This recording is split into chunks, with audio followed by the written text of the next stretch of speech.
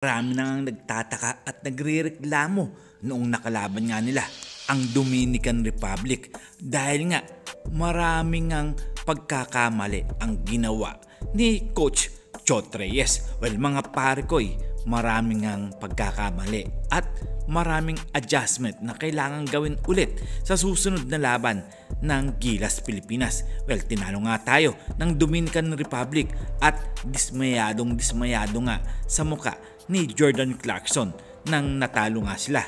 Well, bilog nga ang bola at kitang-kita naman natin kung gaano sila kalakas at kaya din nilang talunin ang Dominican Republic. Nagkataon lang na talagang graduate itong si Jordan Clarkson.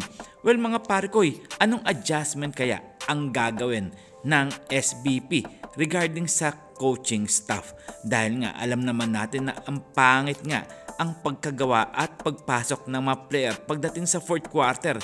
Kung nakikita nyo mga parkoy, wala ngang play at sige-sige lang ang tagal ng bola sa mga nagdadala ng kanilang play.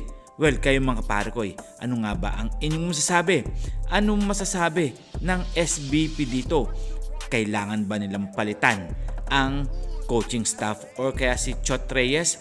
Well, kung ako naman tatanungin mga parkoy, pwedeng hindi na rin at kailangan na lang talaga nila i-adjust ang mga play nila dahil talo na tayo at wala na tayong magagawa doon dahil nga bilog ang bola mga parkoy. Wala tayong sisisihin kundi ang pagtakbo o pag-rotation ng laro sa loob ng court. Well, talagang ganyan at bumawi na lang tayo sa susunod.